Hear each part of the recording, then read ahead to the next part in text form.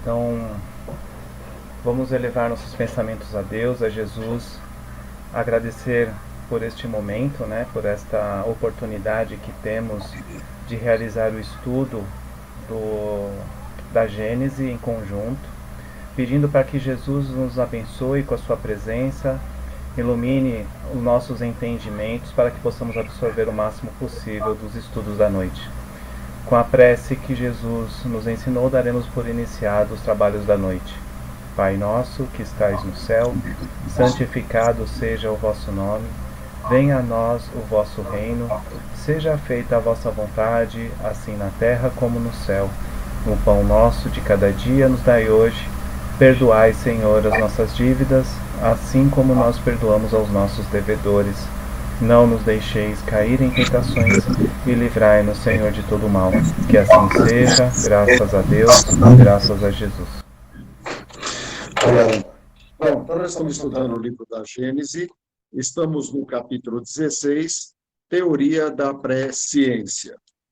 Importante que nós vamos falar hoje do tópico 10. Só que antes de falarmos, vamos só dar uma passadinha no livro dos Espíritos, lá no capítulo 10 da Lei de Liberdade. De novo, o tema vai falar de livre-arbítrio, vai falar de evolução do espírito, mas também, lá no 12, um pouco mais para frente, vai falar a respeito dos acontecimentos vulgares da vida privada.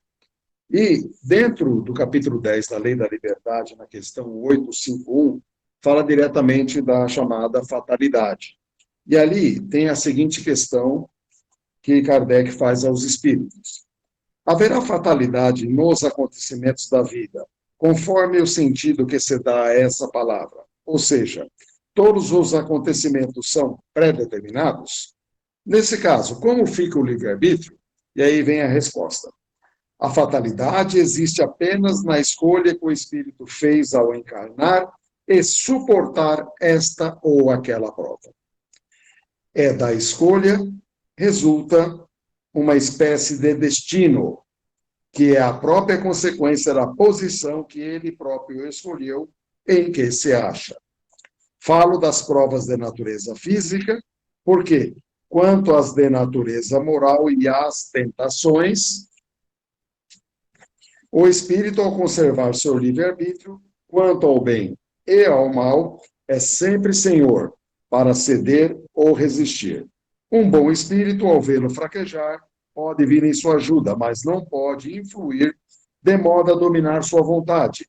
Um espírito mau, ao lhe mostrar uma forma exagerada, um perigo físico, pode abalá-lo ou assustá-lo. Porém, a vontade do espírito encarnado está constantemente livre para decidir.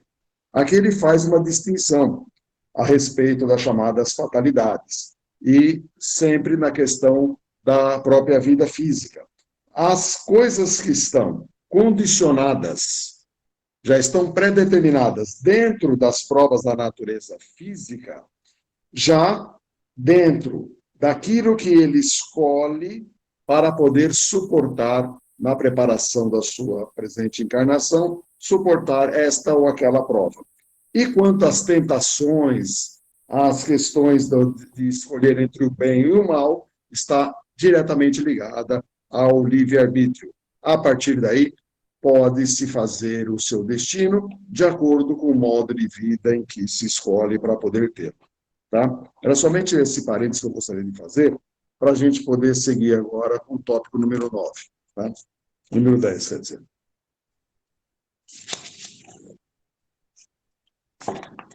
10.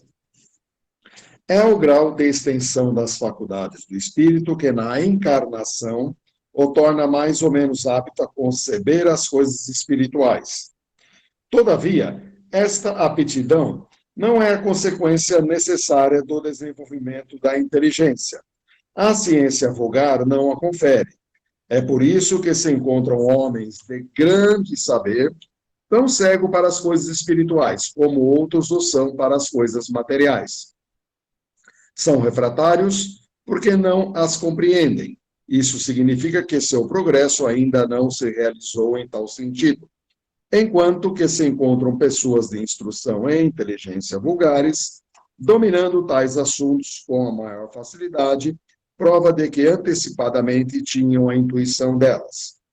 É para estes uma recordação retrospectiva daquilo que já viram e já souberam, seja na erraticidade, seja em suas existências anteriores, assim como os outros têm a intuição das línguas e das ciências que antes já conheceram e possuíram. Então, aqui nós vamos ver essa condição desse princípio da vista que ele fala no tópico anterior, essa extensão das faculdades do espírito, elas têm, dentro da condição de se conceber as coisas espirituais, que ela não está intimamente ligada às coisas da inteligência ou desenvolvimento da inteligência, mas sim a consequência de existências várias, aonde vai se adquirir todo um sentido, toda uma condição de progresso que ele vai lhe dar a condição de dominar assuntos com maior facilidade.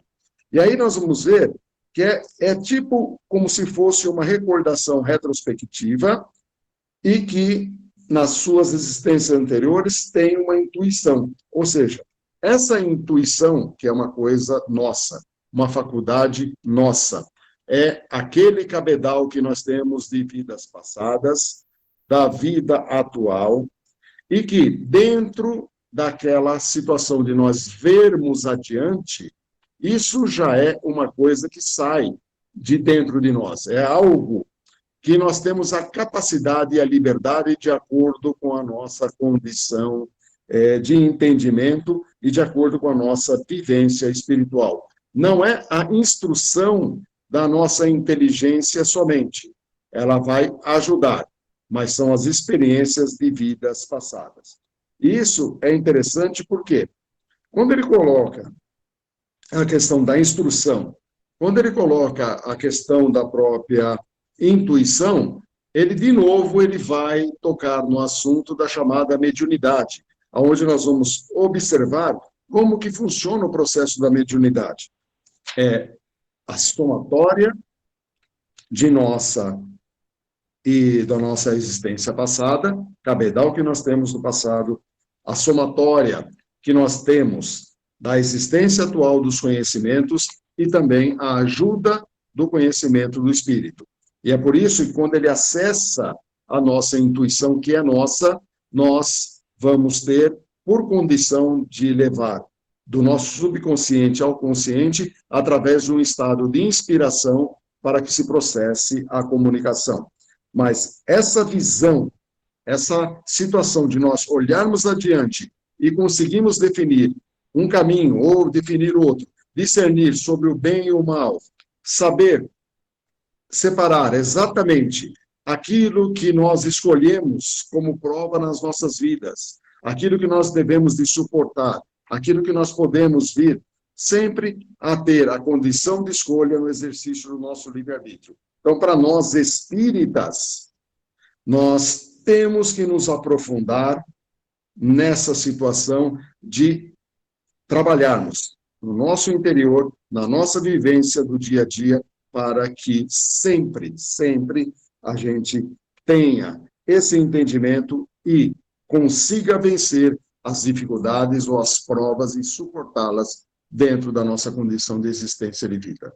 Tá? Marcos, só voltando aqui uma coisa. Quando ele fala aqui, por isso que veem-se homens de um grande saber, tão cegos para as coisas espirituais, quanto outros são para as coisas materiais, são elas refratárias? O que a gente entende aqui? Que refratário, assim, ele viu, ele ouviu, mas bateu, voltou, ele não entendeu, é isso? Isso, porque ele não compreende, porque ele não tem o progresso ainda dentro dele. Ao passo que vêm pessoas de uma instrução, sem instrução, de inteligência vulgar, que aprende, como no caso daquela senhorinha que eu falei do filme, do Divaldo, que ela era analfabeta, mas que ela sabia tudo de doutrina. A evolução espiritual, ela não tem nada a ver com... Como é que eu vou poder perguntar? Por exemplo, o grau de instrução, é isso que você falou. Porque, assim, eu conheço pessoas que são extremamente inteligentes, que já tentaram ingressar na doutrina espírita e que não conseguem entender, e são do candomblé. Eu não estou falando da religião, muito pelo contrário. Acredita que tem que matar o bicho, acredita... É isso que está falando aqui? Sim, é justamente isso, porque o progresso ainda não está realizado para essas pessoas. Ela não consegue alcançar um nível de entendimento para que ela acesse a sua condição interior através das recordações retrospectivas, que ele coloca aqui dando um exemplo, e ele fica superficialmente dentro daquilo que ele entende como um estilo de vida. Então, ele tem uma grande inteligência, ele é habilidoso em muitas coisas, mas nas coisas espirituais ele praticamente é superficial. Então, ele não consegue adentrar essas coisas espirituais de forma nenhuma. Seria porque eles são mais materialistas? Porque, assim, entende que quando uma pessoa pensa que se ela tiver um amuleto, se ela tiver que pegar um animal para matar e enterrar, se ela tiver que acreditar num patuá, isso é ser materialista na crença? Sim. Estou falando besteira? Não. Não, isso é normal do ser humano, de ele querer materializar. Isso começou dentro daquele exemplo de São Tomé, colocando as chagas de Jesus, né, tentando tocar as chagas, né? Justamente, então o homem, naquele sentido figurado, o homem é aquele que precisa ver para crer, tocar para acreditar. Ele simplesmente ele não crê. E mesmo assim, tendo provas que são irrefutáveis, ele consegue ainda negar. Então, isso é natural do homem. E a grande dificuldade nessa situação que nós lemos agora no livro dos Espíritos é essa aceitação de suportar as provas que ele mesmo escolheu e que gera o chamado destino dentro das coisas que são de ordem material e que o destino das coisas de ordem material já estão pré-determinadas, mas que o destino das coisas de ordem espirituais que estão na condição de exercer a lei de liberdade ou livre-arbítrio ainda não estão pré-definidas. Então, ele lastreia a vida dele naquilo que é fato ou ele entende que é fato para ele.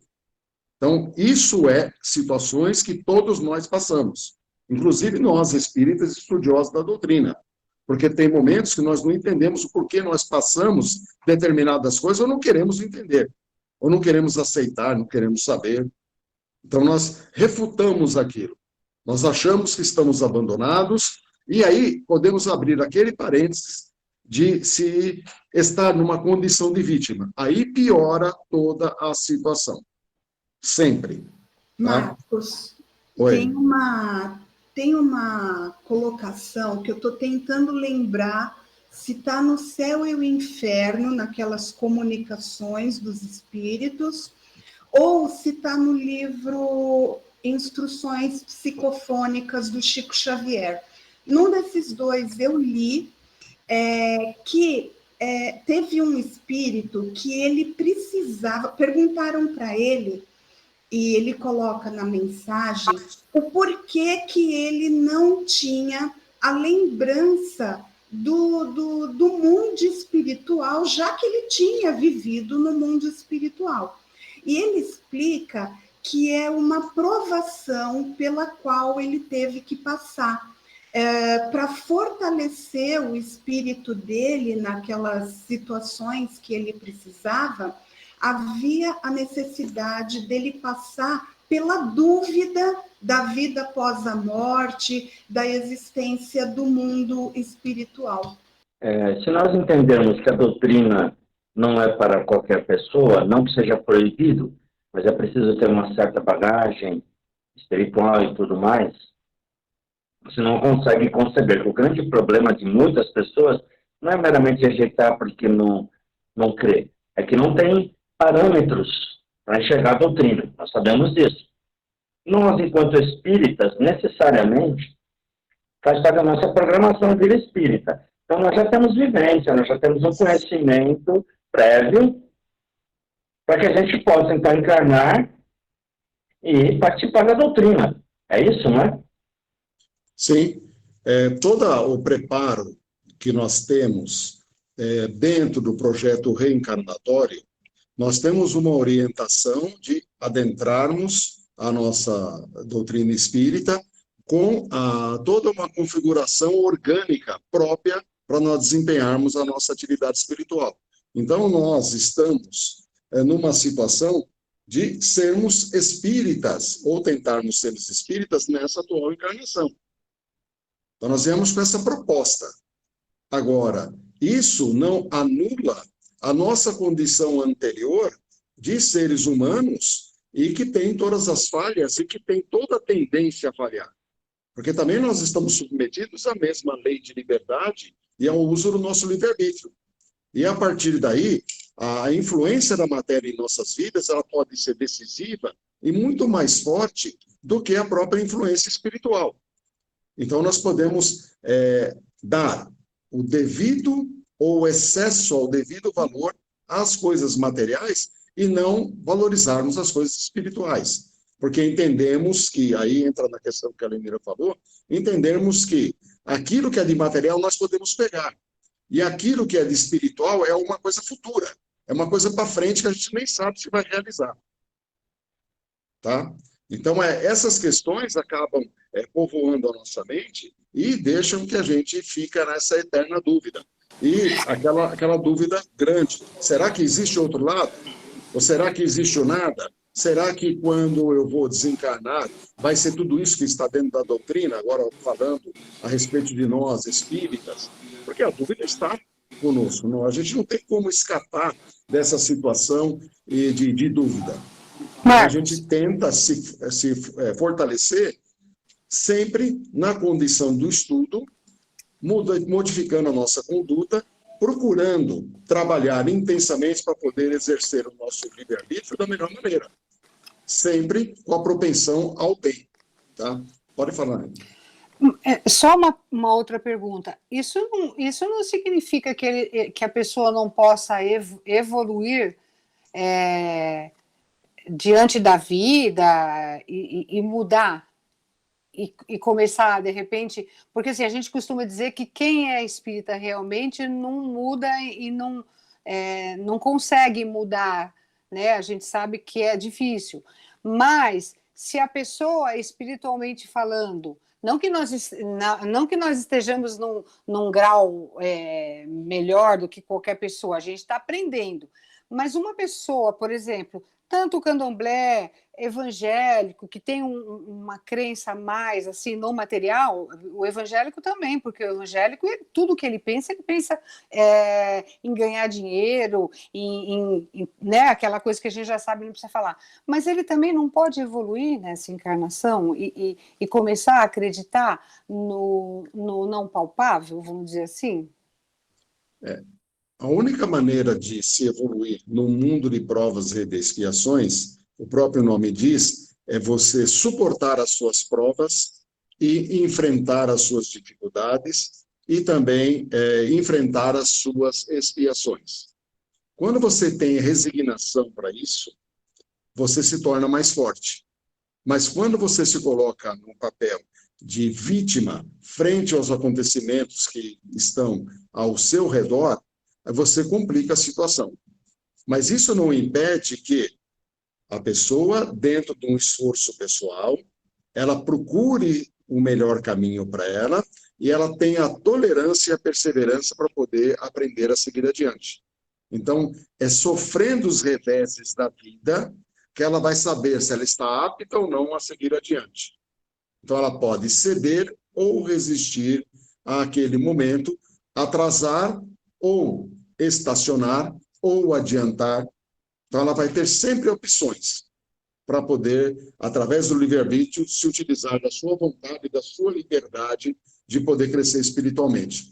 Agora, quando a ideia não está na mente da pessoa que ela é um ser imortal e que ela sofre pela lei da reencarnação e que ela tem as suas idas e vindas e que nesse momento que ela está encarnada, ela não é o fulano, ela está o fulano, ela nunca vai conseguir sair desse ciclo, vai atrasar muito o crescimento e a evolução, até o momento em que essa bagagem for alicerçada dentro dela e ela começar a ter uma visão, quando ela estiver encarnada, diferente do que a visão que ela tem nessa atual vida. Ou seja, talvez nós estamos tendo um pouco de visão agora do que nós não tínhamos anteriormente. Como nossa visão vai aumentar nas próximas encarnações, frente à visão que nós temos nessa. Tá? Marcos. Oi. Você começou a aula hoje lendo sobre o determinismo, né? Lá no Sim. Livro dos Espíritos. Eu posso ler uma colocação de André Luiz no livro Ação e Reação? Sim, pode sim. Eu acho que complementa um pouco para a gente entender melhor, porque eu acho que foi muito legal para mim, então pode ser que Não, mas isso é importante. Então, para poder também trazer e a gente debater. Nós estamos num momento de estudo. Tá? A gente não está preso ao livro em si. Tá? Nós estamos presos ao assunto e aquilo que traz o complemento daquele assunto ou o aumento daquele assunto. Né? Pode falar, Denise. Então, dentro do contexto do que está acontecendo ali, do lugar que André Luiz e Hilário estão visitando, Hilário faz uma pergunta assim para o instrutor. Não teremos a consagração do determinismo de ordem absoluta se trazemos hoje no campo mental tudo aquilo que nos sucederá amanhã? E aí o instrutor responde assim: sim, nas esferas primárias da evolução, o determinismo pode ser considerado irresistível. É o mineral obedecendo a leis invariáveis de coesão e o vegetal respondendo fiel aos princípios organogênicos, mas na consciência humana, a razão e a vontade, o conhecimento e o discernimento entram em função nas forças do destino, conferindo ao espírito as responsabilidades naturais que deve possuir sobre si mesmo. Por isso, embora nos reconheçamos subordinados aos efeitos de nossas próprias ações, não podemos ignorar que o comportamento de cada um de nós, dentro desse determinismo relativo, decorrente de nossa própria conduta, pode significar liberação abreviada ou cativeiro maior, agravo ou melhoria em nossa condição de almas endividadas perante a lei. Então, eu achei muito legal, muito interessante, porque ele fala do determinismo absoluto e do determinismo relativo frente às nossas vontades, né? Frente, como ele diz aqui, como a gente já tem a consciência humana, nós temos a razão, a vontade, o conhecimento e o discernimento que entram em função das forças do nosso destino, inclusive dentro disso que a gente está discutindo, do que a Lenira falou, né? Você quer complementar? Não, eu gostaria que você colocasse um pouco mais sobre o seu entendimento, assim, num contexto mais simples, não falando do determinismo absoluto, não, mas dentro de um contexto mais simples para você falar do seu entendimento. Como você disse que aprendeu com esse texto, então colocar de uma forma mais simples para todo mundo, de repente expressar uma opinião ou tirar dúvida aí. Eu entendi que a gente tem, então, fugiu a palavra, peraí. Bom, vou usar o determinismo mesmo. Eu estava tentando lembrar a palavra que você leu lá no Livro dos Espíritos. Mas, enfim, nós temos coisas a aprender e a cumprir na nossa vida. dentro do aparar arestas, né? Dentro do aprendizado que nos cabe, inclusive do que a Lenira estava falando. Sim, tá? você está falando a respeito da fatalidade? Como? Você falou a respeito da fatalidade? Essa Isso, palavra? da fatalidade, dentro daquilo que já há numa programação para nossa encarnação aqui, né? Sim. Mas, apesar disso, como é colocado aqui, nós temos condições de redirecionar a nossa vida, porque nós temos a inteligência, nós temos a razão, né? Nós temos a nossa vontade, o nosso livre-arbítrio. Então, em virtude disso tudo, existem situações na nossa vida que a gente pode redirecionar até para a nossa melhoria, para o nosso progresso espiritual e moral, né? Eu acho que basicamente foi isso. Não sei se deu para entender o que eu falei. Tá. E alguém quer fazer alguma colocação em cima do que a Denise colocou aí? Não, eu só estava lembrando aqui, desde o início, eu estou pensando lá no livro lá do Públio, na hora que ele se encontra com Jesus lá, aquela grande decisão, né? Na encarnação dele, por exemplo, né? Teve toda uma preparação que ele poderia ter seguido um caminho e se dado melhor. E por causa da parte moral dele ou material, Marcos, ele tomou outro caminho e teve todo aquele sofrimento, porque a hora que você leu lá no Livro dos Espíritos, a parte material e a parte moral, minha cabecinha ficou aqui, ó, meu Deus, nos meus problemas é material ou é moral, é material ou é moral, porque a gente bate muito forte na nossa reforma íntima para essa renovação moral, Sim. que é difícil. A gente Sim. cai, a gente levanta, a gente acontece por isso alguma que nós coisa. Estamos aqui, nessa síntese de vida. Então. Meu Deus, viu? E de repente, a gente está toda hora sendo provado, até um telefone, toda hora, na hora que não pode. O meu toca aqui também, eu estou falando no telefone, o meu toca, você tem que. Aí eu vou silenciar o telefone, muda meu som aqui também. Então, e a gente fica nesse impasse, né? E daí você leu lá no Livro dos Espíritos a parte material, que vai te trazer as provações e que você já está preparado para aquelas provações. Mas que, talvez pela sua vontade ou pela sua moral, não sei, que ficou meio na dúvida, você pode seguir o outro caminho, por exemplo, você tem um sofrimento, e você não aceita, e a gente vê isso todo dia também, né? E a pessoa não aceita aquele sofrimento, e é uma prova atrás da outra, e a gente está só analisando a vida do próximo, né? Porque a nossa gente não analisa e fala assim, ó lá, de novo está sofrendo, não aprendeu nada, não é?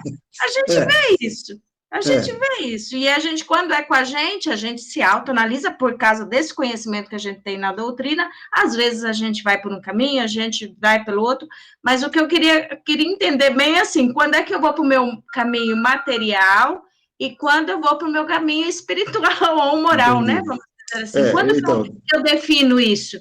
Porque os dois caminham muito juntos comigo ali. Pelo exemplo que você colocou há 2000 anos, por coincidência, eu estou lendo o livro, tá? Estou relendo.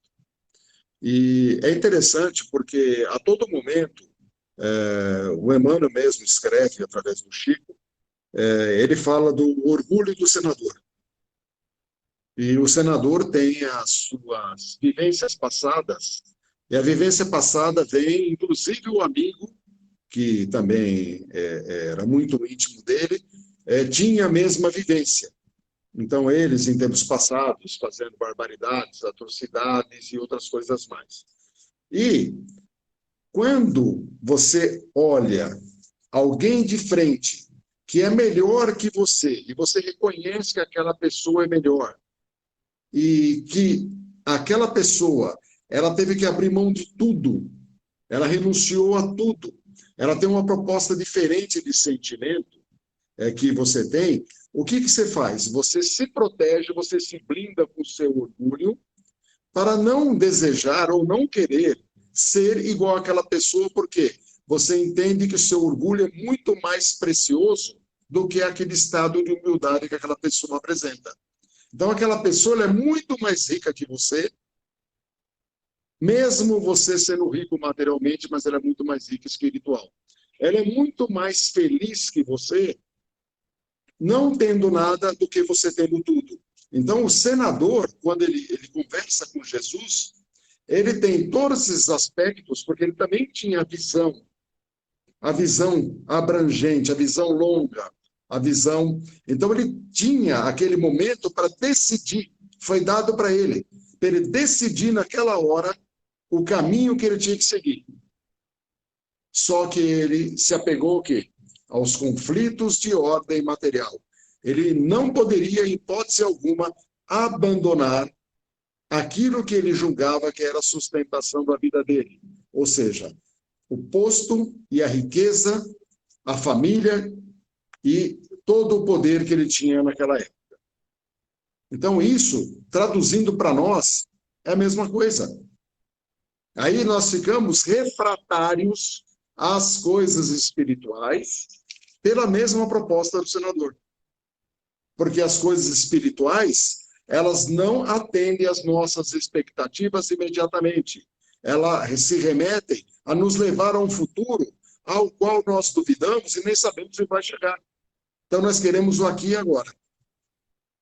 E quando nós passamos as nossas dificuldades, como o senador estava passando a dificuldade dele, ele foi lá para a Judéia, na época, para poder levar a filha para ser curada, não por Jesus, não pelos curandeiros da época, os profetas da época, ele foi porque indicaram para ele que o clima da Judéia na época era propício para que a menina pudesse ter uma melhora. E aí nós vamos ver as fatalidades acontecendo com ele. Então, a menina se cura no encontro com Jesus. Porque Jesus reconhece, através dele, o sofrimento que ele tinha com o pai pela dor, a dor que ele está experimentando pela doença da filha. Mas ele, em momento algum, reconhece aquele poder de Jesus de cura à distância. De forma alguma. Tá? E, a partir daí, o que acontece?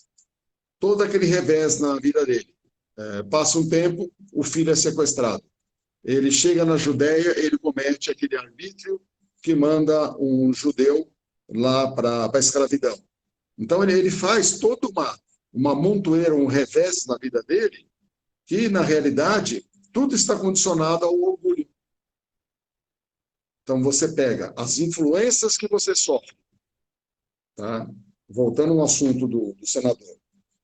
Quando ele vai para a Judéia, falam para ele, seja duro lá, não demonstre fraqueza. Se você demonstrar fraqueza, você vai ser engolido. Então, seja duro. Não poupe esforço nisso. Então, no primeiro ato que o desagradou, ele foi impiedoso. Porque ele recebeu influência que ele deveria de ser assim naquele lugar, porque o poder dele lhe dava a condição de decidir sobre a vida de alguém. E quantos existem que podem decidir sobre a vida de outros e que decidem de acordo com os valores que carrega dentro de si mesmo? E não participam daquilo que Jesus ensina, de não querer aos outros o que não queremos para nós. Então é muito fácil você dispor de alguém, principalmente quando você não tem laço nenhum com aquele, ou aquele te incomoda. Então é como se você estivesse despachando e fazendo alguma coisa para poder se livrar daquele que te importuna. E nós temos também muito disso aqui no nosso meio. Então, há 2.000 anos, 5.000 anos, não importa, o homem é sempre o mesmo. E é por isso que nós estamos patinando, atolados nesse mundo de provas e expiações. Vai ser difícil tirar o pé da lama aqui, para poder, e quando a gente conseguir tirar um, vai ter que tirar o outro pé. Só que nós vamos apoiar o outro aonde? A hora que a gente tiver que tirar o outro. Ninguém vai ficar que nem Saci Pererê. Não tem como. Então, a coisa é muito complicada. Né? Muito complicada. Então, a gente está vendo o nosso momento atual, que não é dos melhores, não. E não é questão de doença nem nada. Nosso momento atual ele está instável emocionalmente para todo mundo. E nós não estamos tomando cuidado com a nossa estabilidade emocional. Ninguém está tomando cuidado. Nós estamos deixando aí o vai da valsa. E se a gente não orar e não vigiar, nós vamos ser engolidos. Nós estamos na beira do precipício, todo mundo, nesse planeta aqui. Sabe? A insanidade parece que tomou conta. Ô, Marcos, quando a gente ficava lá na salinha da doutora Sam, a gente via muito disso, né? Porque, assim, era um esclarecimento de algumas pessoas, para algumas pessoas, sobre a doutrina espírita. Exatamente o caminho mais difícil de seguir, né? Então, a doutora Sam sempre orientava, e a orientação do doutora Sam sempre foi muito, muito disciplinada e muito rígida, né? Falava mesmo que a pessoa precisa ouvir, como, né, muitas vezes a gente senta ali e ele falava mesmo, né? Então, hoje, por exemplo, nós aqui, que estamos aí com o pé na casca de banana e o outro no abismo, a doutrina espírita está falando para nós, vigia essa parte emocional, e a gente está que nem se não conhecesse nada e está deixando o barco rolar. É isso que está acontecendo às vezes, né? Gente, que nem eu te falei, a gente dá uma vigiada um dia, no outro a gente já está no meio da multidão, como todo mundo, esquece de todo esse nosso aprendizado e fica mesmo com o pé na casca de banana e outro no abismo, esperando o que vai acontecer sem a certeza daquilo que a gente já conhece, né? E essa parte emocional da gente atrapalha muito. O que está acontecendo é bem simples. Nós estamos como se fôssemos médicos sem pacientes. Ou seja, nós não temos serviços. E estou falando do sentido espiritual. Mas a gente, de novo, nós estamos se concentrando na nossa atividade espiritual como se fosse aquela que a gente conhece. Aquela do dia a dia, do cotidiano, da rotina. Não é isso. Talvez as coisas vieram dessa maneira justamente para a gente mudar a nossa forma de trabalho, o formato do trabalho, o formato da mediunidade que a gente está acostumado, ou que a gente se condicionou, ou que a gente se viciou. Se eu não sentar na mesa e não receber um espírito para dar uma comunicação, eu não sou médium. Eu não desenvolvi minha mediunidade. Não é isso. Eu acho que talvez nós estamos num momento diferente. E é a oportunidade da gente, de repente, fazer a propaganda da doutrina espírita com as nossas atitudes, para poder demonstrar individualmente, se for o caso, aqueles que estão próximos de nós. Da nossa conduta, da nossa seriedade, da nossa vontade de crescer. Mesmo a gente ter que dar murro em ponta de faca, a gente vai ter que se machucar, não tem como. Não tem como. Mas também a gente tem que deixar a semente plantada. Não tem como fugir disso. Tá? Inclusive, aqui no 11, ele fala claramente quanto ao futuro do Espiritismo. E a gente vai ler agora, antes da gente partir para o encerramento, para depois, na semana que vem, a gente ficar no 12, que aí nós vamos falar dos acontecimentos vulgares da vida privada. Né? Então, ele diz assim: quanto ao futuro do Espiritismo, ao nosso momento, os espíritos, como você sabe, são unânimes em afirmar o triunfo próximo, apesar dos entraves que se lhe opõem. Esta previsão lhes é fácil. Primeiro, porque sua propagação é sua obra pessoal. Auxiliando o movimento ou dirigindo, sabem, por consequência, os que devem fazer com o mesmo. Em segundo lugar, basta-lhes considerar um período de curta duração, e em tal período eles veem os poderosos auxiliares que Deus lhes suscita, e que não tardarão a se manifestar. Aqui é uma presciência. Aqui está mostrando um futuro próximo para nós. Então, nós temos que ver que está falando do futuro da doutrina espírita. E nós estamos nesse pré-futuro da doutrina espírita. E é isso que está acontecendo nessa mudança de formato que nós estamos tendo na nossa atividade. Mas ainda a gente está mergulhado e está, de repente, adentrando a uma insanidade. E a gente precisa tomar muito cuidado com isso, porque o turbilhão, ele vem muito forte. E aqueles que estão à nossa volta, e que são aqueles chamados leigos, ou, como a Lenira colocou, aqueles que às vezes precisam matar um animal, que estão em outras religiões, que precisam apalpar, eles estão dando uma vazão maior para que as manifestações ocultas tomem conta da vida deles.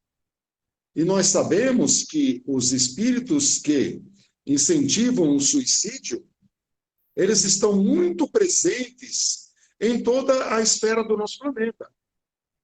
E se nós contarmos agora numa situação que foi feita uma enquete, uma pesquisa nos Estados Unidos, o índice de suicídio dos 10 anos aos 24 anos nos Estados Unidos cresceu 57% nesse período de pandemia. 57%.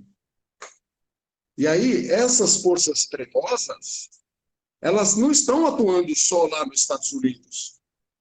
Elas estão atuando aqui com liberdade total de interferir em nossas vidas. E nós estamos deixando, porque nós estamos abrindo a porta. É a mesma coisa que se nós morássemos numa casa e deixássemos as portas abertas e janela aberta a madrugada inteira. Vou testar aqui a minha fé. Nenhum ladrão vai invadir minha casa. Então a gente tem que tomar muito cuidado, porque da mesma maneira que nós trancamos a nossa casa para nos proteger, nós temos que trancar algumas ações da nossa mente, do nosso sentimento, também para nos proteger, para não deixar tudo aberto, né? E aí ele fala, sem ser espíritos desencarnados, que os espíritas se transportem apenas a um período de 30 anos atrás. Ele está falando de uma situação anterior. Até a geração que surge, que dali considerem o que se passa hoje.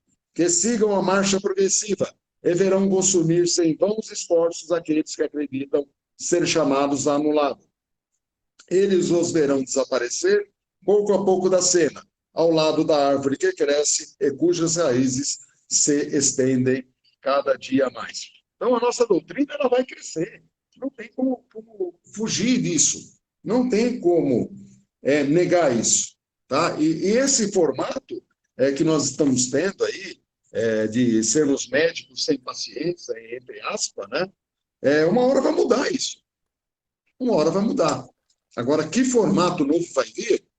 Nós não sabemos ainda. Mas a gente tem que procurar estar estruturado para quando o serviço vier, a gente esteja pronto para ele. Porque aqui está dizendo que os espíritos que são poderosos auxiliares de Deus não tardarão a se manifestar. Não tardarão. Então, por enquanto, as trevas estão fazendo a festa. Porque está com comida farta. Mas vai ter a hora do basta. E espero que a gente não esteja nesse bacanal trevoso. Com toda certeza, a gente tem que estar fora dele. Porque o bacanal está muito forte. Tá? Alguém mais, gente? Ô, Nelson, quer falar alguma coisa? Ah, o Nelson ia falar, né? Ele ia, eu tomei a vez dele. Pode falar, Nelson. Não sei se ele está ouvindo aí. Não ligo, vocês não gostam de mim, vocês não deixam eu falar. Olha o meu emocional aí. Aproveita que nós vamos reservar para você aí alguns minutos. Não, então, assim, essa parte que, na verdade, eu queria falar, né, assim, dentro da ideia que a Denise trouxe, eu quero agradecer, porque são coisas importantes, né, que ela colocou ali. Quando a gente fala de determinismo absoluto, isso não existe, né? Tem coisas que está escrito, a gente já estudou isso, você já expôs isso para a gente em vários estudos no passado. Tem situações que elas são específicas, elas precisam acontecer, não por questões punitivas, mas para o meu crescimento, para o meu resgate. Uma coisa que é de escolha minha que vem na minha bagagem.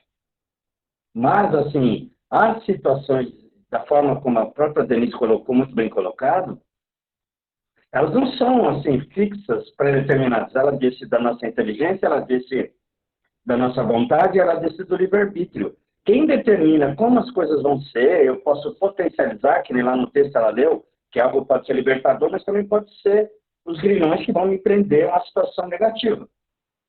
E como que essa escolha vai acontecer, de acordo com o que foi colocado? É dos meus escolhas e meus esforços, a minha inteligência associada à minha vontade e com o meu direito de livre-arbítrio.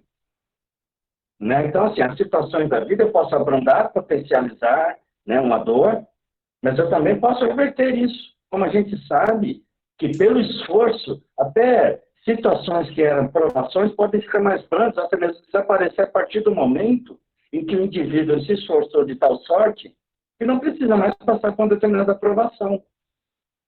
Né? Eu não sei se são raros esses casos, né? Eu não me coloco nessa condição, né? Sou muito grosseiro e ignorante ainda, mas a gente sabe disso. Então, determinismo absoluto não tem, salvo aquelas situações que a gente até já discutiu em outros estudos, que são provações necessárias para o nosso próprio adiantamento, faz parte da nossa programação.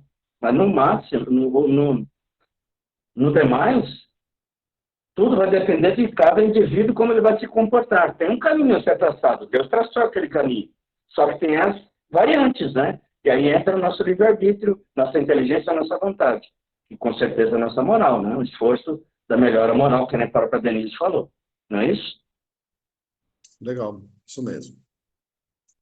Alguém tem mais alguma coisa a falar?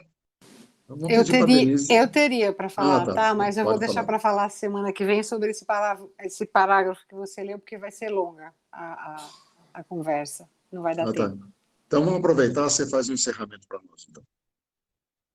Vamos agradecer a Deus, a todos os espíritos, pela oportunidade de estarmos aqui reunidos mais uma vez, para esse aprendizado que é tão importante em nossas vidas, né? Que falam coisas que às vezes a gente nem imagina que pode acontecer e que é de grande importância, né, para a vida.